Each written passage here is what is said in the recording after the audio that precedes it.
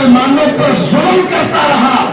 تحریک پاکستان بننے کی بنیاد یہ تھی کہ اس خطے میں RSS کی ہندوؤں کی جو متشدد سوچ ہے اس کی وجہ سے مسلمان اس خطے میں الگ نہیں رہ سکتے. ان کے لیے ایک خطہ ہونا چاہیے جہاں پہ وہ جا کر اسلام پر آزادی کے ساتھ عمل کرے. تو یہ پاکستان اللہ تعالیٰ نے انعام کے طور پر اس خطے کو مسلمانوں کو دیا.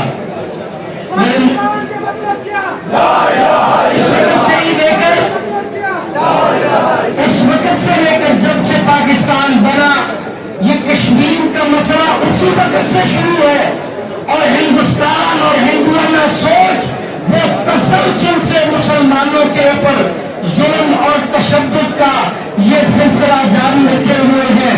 میرے محترم بھائیوں یاد رکھیے آج ہندوستان جو ہے اپنے ظلم کی انتہاؤں کو پہنچ رہا ہے اور ان کی BJP نبی صلی اللہ علیہ وسلم کی شان میں گستاخی کی مرتکب ہوئی ہے. مجھے امام ابن تیمیہ رحمۃ اللہ علیہ وہ صاحب السیف والقلم جنہوں نے اس مسئلے پر عظیم شان کتاب لکھی الصارم المسلول علی شاتم الرسول صلی اللہ علیہ وسلم ان کے بولے ہوئے وہ جملے یاد آ رہے ہیں کہ جب ہم کفار کے قلعوں کے محاصرے کرتے اور محاصرے لمبے ہوتے اور پھر جب ہم یہ دیکھ لیتے کہ ہمارے دشمن نبی کی گستاخی کے مرتکب ہوئے ہیں تو ہمیں اسی وقت یقین آ جاتا کہ یہ قلعہ اب فتح ہو کر رہے گا اور پھر وہ قلعے فتح ہو کر رہا کرتے تھے. میرے محترم بھائیوں ہمارا ایمان ہے اللہ تعالیٰ ہندوستان کو اور یہ مودی بے ایمان کو اللہ تعالیٰ شکست فاش دینے والے ہیں اور ہندوستان دارالاسلام بننے والا ہے. اللہ تعالیٰ اپنے ماننے والوں اپنے بندوں کو بڑی بڑی خوشخبریاں دے رہے ہیں. یہ حالات جو آپ دیکھ رہے ہیں یہ معمولی نہیں ہے. یہ حالات بڑی تیزی سے آگے بڑھ رہے ہیں. یاد رکھیے نبی صلی اللہ علیہ وسلم کی پیشین گوئیاں بہت موجود ہیں. میرے محترم بھائیوں نبی کی حرمت کا نبی کی شان کا جو مسئلہ ہے یہ سب سے عام ترین مسئلہ ہے.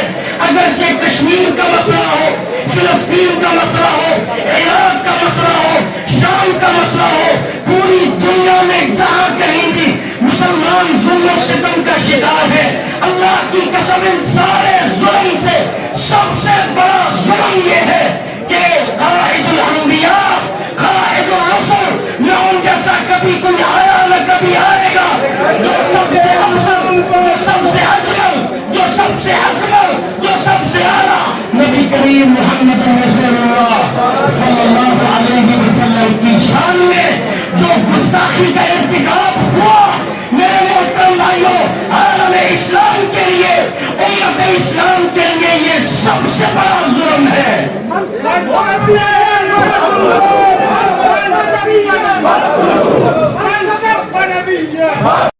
Subscribe my YouTube channel.